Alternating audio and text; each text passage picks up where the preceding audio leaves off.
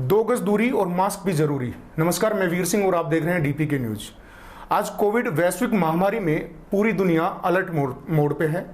पूरे देश में त्राहिमाम त्राहिमाम मची हुई है, तो वहीं राजस्थान भी अछूता नहीं है। यहाँ पर भी राजधानी जयपुर में डेली 3000, 4000, 5000 पॉजिटिव पेशेंट आ रहे हैं। उन पेशेंट्स के बीच में रहकर उनकी सेवा करना एक नर्सिंग स्टाफ के लिए, एक डॉक्टर के लिए कितना मुश्किल होता होगा। लेकिन उससे भी कहीं मुश्किल है कि एक कोरोना पॉजिटिव पेशेंट्स का सैंपल कलेक्ट करना, उसके बिल्कुल नज़दीक जाकर, और ऐसी स्थिति में अपने आप को बचाना, ये बड़ी ही काबिल तारीफ काम है और बड़ा टास्क है। इसी विषय में मेरे साथ बातचीत करने के लिए लैब टेक्नीशियन महेश शर्मा जी मेरे साथ हैं। इनसे जानेंगे कि इस वैश्विक महामारी में लैब टेक्नीशियनों की जो अपना काम कर रहे हैं, उन किन परेशानियों के साथ में वो काम कर रहे हैं। सर, सबसे पहले तो स्वागत है। और आप कैसे क्या अपने आप को मैनेज कर पाते हैं? Thank you sir. सबसे पहले मैं इस वैश्विक महामारी कोरोना से जो जूझ रहा है पूरा विश्व है, पूरा भारत और देश के साथ अपना प्रदेश भी जूझ रहा है, मैं आपके माध्यम से सभी दर्शकों को ये बताना चाहूँगा कि सरकारी जो गाइडलाइंस है, मीडिया आज हर प्रोटोकॉल को जनता के सामने रख रहा है। जैसे 2 गज दूरी, मास्क जरूरी, इसमें सोशल डिस्टेंसन हो गया, मास्क लगाना, ये सब प्रकार की इन चीज़ों को आम जनता को आज पालना करना सख्त ज़रूरत होगी। सरकार के द्वारा जो लॉकडाउन लगाया जा रहा है, उसकी भी सख्ती के साथ ये जनता का भी कर्तव्य है कि उसकी पालना करें।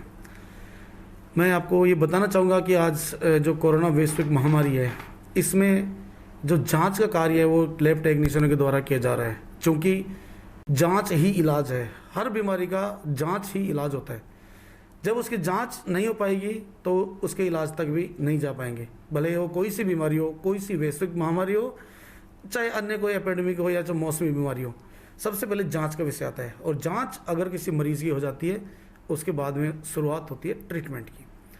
हम जो लैब टेक्नीशियन हैं आज इस कोरोना महामारी में, जहाँ पर दूरी को ही बचाव बताया जा रहा है, मतलब सोशल डिस्टेंसन पे सरकार का और प्रशासनिक अधिकारियों का और कोविड कंट्रोल टीम का, जहाँ पे सोशल डिस्टेंसन पर जोर दिया जा रहा है, उसी जगह हम मरीज के सबसे नज़दीक देखे जा रहे हैं।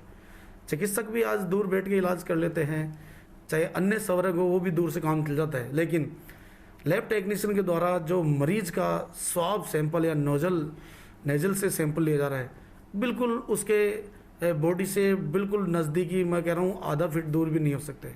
तो ऐसी स्थिति में जो आज लैब टेक्नीशियन कार्य कर रहे हैं, मुझे कहने में बड़ा गर्व है। और मैं जो प्रदेश के और देश के जो लैब टेक्नीशियन इस वैश्विक महामारी में जो जांच कार्य कर रहे हैं, मैं उनको सैल्यूट करता हूं आपके माध्यम से, क्योंकि उनके पीछे बहुत सी ऐसी मजबूरियां हैं और ऐसी उनके सामने आपत्ति और ऐसी स्थिति है उनके सामने, जो कोरोना के प्रोटोकॉल्स जैसे N95 मास्क का मिलना, पीपी किट का समय पर अवेलेबल नहीं होना, या फिर जो सबसे मेन मुद्दा मैं आपको बताना चाहूँगा कि जो लैब टेक्नीशियन है पूरे दिन सैंपलिंग का कार्य करते हैं और शाम को वो घर जाते हैं।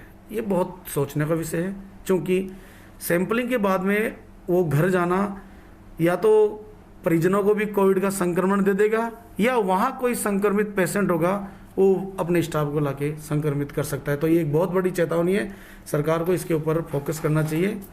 सर, सबसे मेरा एक सवाल है कि जब हम नॉर्मल लोग मास्क लगाते हैं, 10 मिनट मास्क लगाने के बाद में मास्क हटा देते हैं।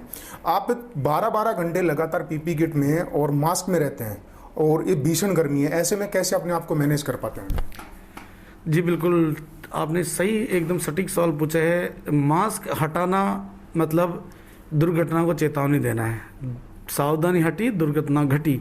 जो लोग मास्क हटा रहे हैं, सबसे पहले मैं उनसे एक निवेदन करता हूँ, उनसे हम्बली रिक्वेस्ट करता हूँ, कृपया मास्क नहीं हटावे, बिल्कुल मास्क नहीं हटावे। भीड़ वाली जगह पे या बाहर रोड पे अकेले चल रहे तो भी मास्क को नहीं हटावे। बात हमारी आती है, हमें हमारी जान से ज़्यादा प्यारा ये देश है, ये प्रदेश है, ये देश की जनता है। हम जब वैश्विक महामारी आई थी, और या मैं ये कहना चाहूँ कि जब भी कोई लैब टेक्नीशियन इस हवा में लग पाती है, लोग एसी में भी आज पंखे की और अन्य कमरों में आवश्यकता महसूस करते हैं। ऐसे परिस्थितियों में, और राजस्थान की भौगोलिक स्थिति तो पता ही है, मई जून में तो जो माहौल होता है और जुलाई में फिर उमस हो जाती है थोड़ी, ऐसी स्थिति में लैब टेक्नीशियन के लिए बहुत बड़ी चेतावनी है। लेकिन हमको इस बात का बहुत गर्व है कि हम इस प्रकार की परिस्थितियों में आज जनता की सेवा के बीच में टिके हैं, और जब तक कोरोना नहीं जाएगा हम टिके रहेंगे। सर, मेरा अगला सवाल ये है कि वैश्विक महामारी में रोजाना लगभग जयपुर की बात करें तो यहाँ पे 3000 और 4000 के बीच में पेशेंट पॉजिटिव आ रहे हैं, जबकि जांच बहुत लोगों की हो रही है। ऐसे में हर व्यक्ति चाहता है कि मेरा नंबर पहले आ जाए, मेरा नंबर पहले आ जाए, तो उस अव्यवस्था बनती है। अगर लैब टेक्नीशियन के पास में भी पेशेंट आता है या फिर नॉर्मल आदमी आता है तो वहाँ पर एक अव्यवस्था बनती है। तो इसके लेकर आप पब्लिक को क्या मैसेज देना चाहेंगे कि जब वो अपनी जाँच करवाने आए तो उनको किन किन सावधानियों को बरतना चाहिए? जी बिल्कुल, मैं ये बहुत ही जनता से जुड़ा हुआ आपका सवाल है। सबसे पहले जो जांच कराने, मैं तो ये कहूँगा कि किसी को सिम्टम्स आते हैं तो उसको जांच अवश्य करानी चाहिए, पहली बात। दूसरी बात, जब वो जांच कराने आ रहा है तो उसको सबसे नज़दीकी जो सेंटर है वहाँ पे सैंपल दे देना चाहिए। आज लोगों की ये भ्रांति है कि वो SMS मेडिकल कॉलेज में या RUHS में जाके सैंपल दे, ऐसा नहीं। अगर उसके पास में PSC या किसी सरकारी जो डिस्पेंसरी है या जिला अस्पताल है, वहाँ पे भी सैंपलिंग का कार्य होता है। भले वहाँ जांच कार्य नहीं होता लैब टेक्नीशियन के अभाव में, लेकिन जो सैंपलिंग का कार्य है उसका मॉनिटरिंग और उसको लाना, ट्रांसपोर्टेशन बड़े हायर सेंटर तक वो बखूबी पूरे प्रोटोकॉल के तहत किया जाता है। तो मैं जनता से आपके माध्यम से ये अपील करना चाहूँगा, ये निवेदन करता हूँ कि सबसे पहले अपने नज़दीकी क्षेत्र को चुने और कोशिश ये करें कि जहाँ पे जाए वहाँ पे सोशल डिस्टेंसिंग की स्वतः अपना आप अनुशासन होकर पालना करें, अपनी बारी का इंतजार करें। और भीड़ भाड़ वाले इलाकों में जब खड़े रहते हैं तो पुलिस के डर से ही मास्क की जरूरत नहीं है। अपने स्वयं के लिए, अपने देश के लिए, अपने परिवार के लिए, अपने वृद्ध माता पिताओं के लिए भी मास्क की जरूरत है। उनके बचाव के लिए, उनकी सुरक्षा के लिए मास्क जरूर लगाए। आमतौर पे ये देखा जा रहा है कि पब्लिक जब जांच कराने जा रही हो या वैक्सीन लगवाने जा रही हो, वो मास्क को जब पुलिस वाले नहीं देखते तो हटा देते हैं। सबसे मेन चीज़ है मास्क को बिल्कुल लगा के रखना है। और अब ऑनलाइन रजिस्ट्रेशन भी शुरू कर रहे हैं, तो ऑनलाइन रजिस्ट्रेशन करा के अपने स्लॉट का इंतजार करके उसी समय जाए जिस समय उसका नंबर आ रहा है, ताकि अनावश्यक भीड़ भाड़ इकट्ठी ना हो सके। सर, कोविड वैश्विक महामारी है और इसका जब भी भविष्य में कभी भी इसको याद किया जाएगा तो लैब टेक्नीशियन अग्रिम पंक्ति के कोरोना वॉरियर्स के रूप में है। तो इनकी सुरक्षा के लिए क्या सरकार ने उचित प्रबंध किए हैं? यदि नहीं किए हैं तो राज्य सरकार को और केंद्र सरकार को ऐसे क्या कदम उठाने चाहिए कि लैब टेक्नीशियन का मनोबल और भी ज़्यादा बढ़े?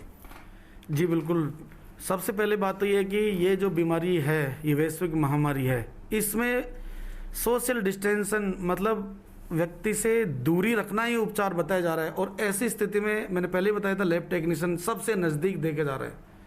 इस स्थिति में सरकार को लैब टेक्नीशियन के जो परिजन हैं, माता पिता, बच्चे, उनका वैक्सीनेशन का कार्य सबसे पहले करना चाहिए। और लैब टेक्नीशियनों को जहाँ पर वो ड्यूटी कर रहे हैं उसके नज़दीक ही रहने की उचित व्यवस्था करनी चाहिए, ताकि वो इन्फेक्शन को घर नहीं ले जा सके। और साथ ही साथ मैं आपको बात बताना चाहूँगा कि प्रदेश में 6400 लैब टेक्नीशियन के पद आज कार्यरत है, टोटल पद स्वीकृत है, जिनमें से मात्र 3000 पद ही लैब टेक्नीशियन के कार्यरत है। मोटा मोटी तौर से मैं बताऊं, लगभग 95 लाख जांचें अब तक प्रदेश में हुई है 8 करोड़ की आबादी में। और लैब टेक्नीशियन की जो संख्या है वो है 50%, मतलब 6400 में से 3000 पद भरे हुए हैं, 53% पद रिक्त पड़े हैं। सरकार से मैं गुजारिश करना चाहूँगा, अपील करता हूँ कि इन रिक्त पदों को जल्द से जल्द भरें। साथ ही साथ लैब टेक्नीशियन की जो वेतन विसंगति है और जो पदनाम संशोधन है, सरकार अगर इस वैश्विक महामारी में हमारे को रिटर्न गिफ्ट के रूप में यदि पदनाम संशोधन करके जो केंद्र के समान पदनाम है वो भी करती है, तो मैं समझता हूँ कि लैब टेक्नीशियन कैडर का इतना हौसला अफजाई होगा कि जो लैब टेक्नीशियन आज कार्य कर रहे हैं उसकी जो शक्ति में कार्य करने की प्रकृति में लगभग बहुत ज़्यादा सुधार देखने को मिलेगा। क्योंकि आत्मसम्मान की बात जहाँ आती है, आज लैब टेक्नीशियन के जो पदनाम संशोधन हर जगह लगभग हो चुके हैं लेकिन प्रदेश में नहीं हुए, ये बहुत बड़ी विडंबना की बात है। मैं प्रदेश की सरकार से आपके माध्यम से ये अपील करूंगा कि लैब टेक्नीशियन का जो पदनाम संशोधन और वेतन विसंगति अन्य मांगे हैं उनको पूरा करके लैब टेक्नीशियन का हौसला अफजाई करने में अपना सहयोग करें। सर, मेरा अगला सवाल ये है कि कोरोना की कौन कौन सी जांच होती हैं और क्या क्या जांच होती है? हमारे दर्शकों को एक बार विस्तार से बताइए कि कोविड की स्टार्टिंग में जांच होती है, उसके बाद में ये जांच होती है, थोड़ा विस्तार से बताइए। जी बिल्कुल, कोरोना के लिए सबसे जो अभी तक मेन इंपॉर्टेंट जांच थी वो RT-PCR टेस्ट के द्वारा टेस्ट किया जा रहा था।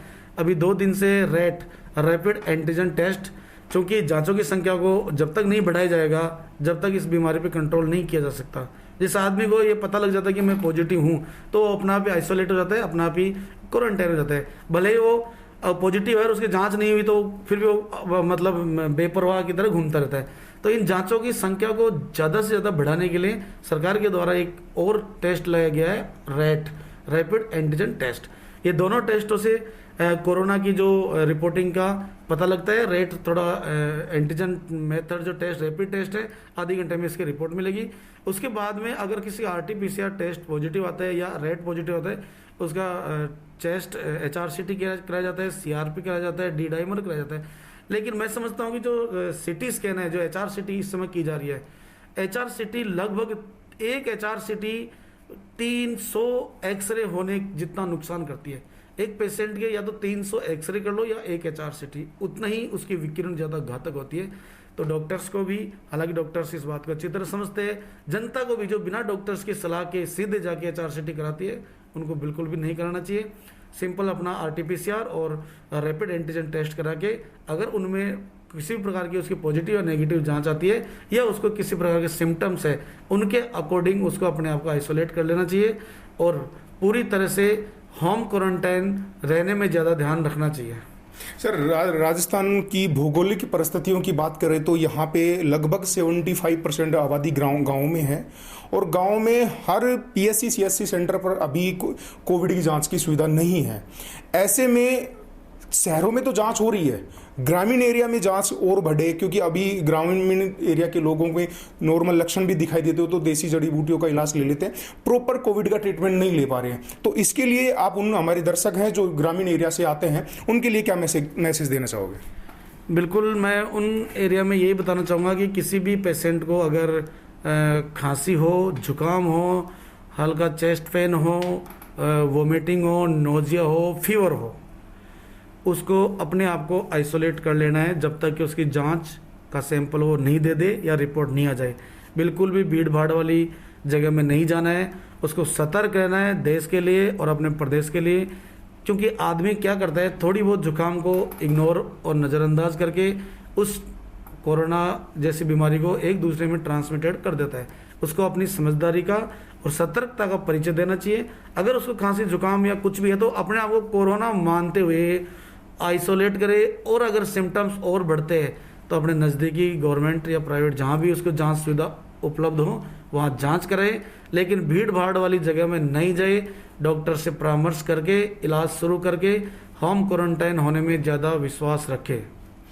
आपका बहुत बहुत धन्यवाद सर। ये थे हमारे साथ महेश जी, लैब टेक्नीशियन है। इस कोविड वैश्विक महामारी के महाभारत के युद्ध में जो अगर अग्रिम पंक्ति पे कोई खड़े हैं तो वो लैब टेक्नीशियन। कारण साफ है, क्योंकि डॉक्टर और नर्सिंग स्टाफ दूर से भी देख सकते हैं, लेकिन इनको सैंपल कलेक्शन करने के लिए पेशेंट के बिल्कुल नज़दीक जाना होता है और ऐसे में इनमें संक्रमण का बहुत बड़ा खतरा है। तो वहीं इनकी हौसला अफजाई के लिए राज्य सरकार को भी कुछ विशेष कदम उठाने चाहिए, जैसे इनकी वेतन विसंगति है, पदनाम संबंधित इन्होंने पहले भी कई बार मांगे रखी है, उनको पूरा करना चाहिए।